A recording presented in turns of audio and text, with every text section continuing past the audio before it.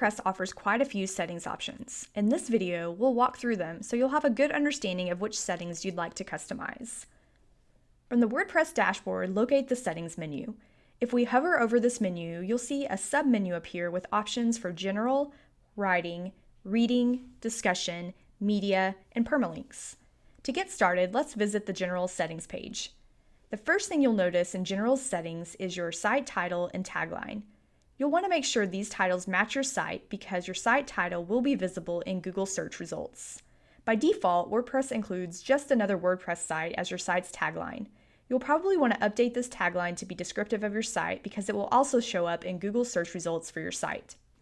The next section is the WordPress address or site URL.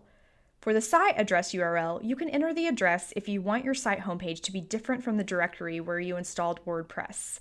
In most cases, it's probably best to leave these two URLs alone. Next, you'll see the email address that's used for admin purposes like new user notification. Make sure this email address is correct. Below that are settings for membership. With WordPress, you can allow anyone to register for your site. This is a great feature if you're running a membership site. The new user default role is by default set to subscriber. You'll probably want to leave this setting since you don't want to grant administration privileges to anyone that registers for your site. Next is time zone. Scroll through the list to select the city in the same time zone as you, then select your preferred date format.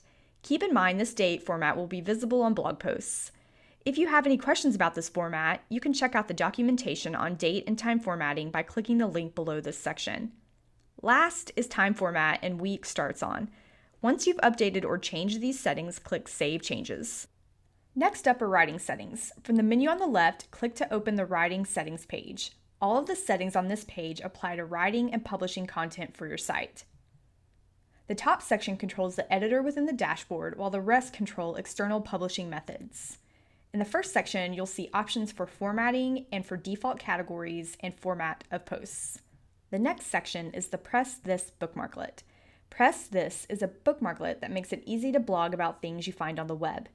To use it, just drag the Press This link on this screen to your bookmarks bar in the browser. Once it's in your toolbar, just click on it while you're on another website to open a pop-up window for sharing content. The Post via Email settings allow you to send an email to your site with post content. To use this, you'll need to set up a super secret email account with POP3 access. Any mail received at this address will be posted, so for this reason, it's a good idea to keep this address secret. The last section is for update services. When you publish a new post, WordPress will automatically notify the update services listed here. For more information, check out the Update Services link in this section. Again, click the Save Changes button at the bottom of the screen for your new settings to take effect. Now it's time for reading settings. This screen contains the settings that affect the display of your content. Here you can choose what's displayed on the front end of your site, either your latest posts or a fixed static page. Once we've created a few pages, these pages will be listed here as options for what's shown on the front page and for where to display your posts. The next section is where you can control the display of your content in RSS feeds, including the maximum number of posts to display and whether to show full text or a summary. The last section is for search engine visibility. If you'd like search engines to ignore your site, click the checkbox next to Discourage search engines from indexing this site. This might be a helpful setting if you're currently developing your site and you're not ready for it to be indexed by search engines. We'll click the Save Changes button at the bottom of the screen to update these changes. Moving on, let's take a look at discussion settings. This screen provides lots of options for the management of comments and controlling links to your posts or pages. The first section is for default article settings. The first setting here deals with links you make to other blogs. The second deals with pingbacks or trackbacks or links back to your blog. The third setting is the default article settings that allow people to post comments on new articles. If you'd rather not allow people to comment on your posts, uncheck this box. In the other comment settings, you can choose the guidelines for how people post comments and how their comments are handled. Next, you can choose to be emailed when someone posts a comment or when a comment is held in moderation. The Before a Comment Appears section deals with how comments are published. Here you can choose if an administrator must always approve comments or if to publish automatically if the comment author had previously posted a comment. In the comment moderation area, you can customize how a comment is held based on the number of links. In this box, you can also add words, names, URLs, emails, or even IPs to filter comments into the moderation queue. Both this section and the comment blacklist section are great for helping to defend your blog against spam comments. Next, let's take a look at the avatar section. An avatar is a profile image you can have assigned to your email address when you comment on avatar-enabled sites.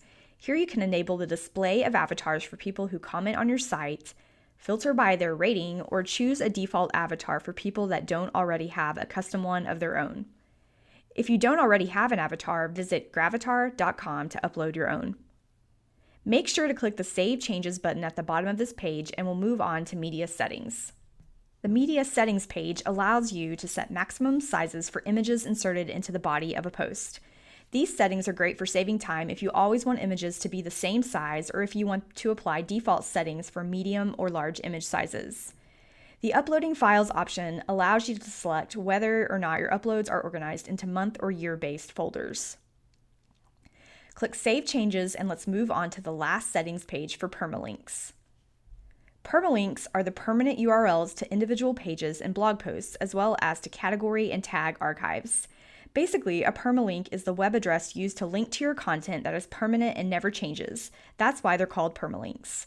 This screen allows you to choose your default permalink structure. You can choose from common settings or create custom URL structures.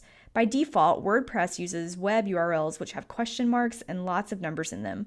You'll probably want to change your permalinks here to another structure to improve the aesthetics, usability, and forward compatibility of your links. If you'd like more information on setting up your permalinks, click the Help tab at the top of the screen. Here you'll get an overview of common settings and structures to help you select your permalink structure.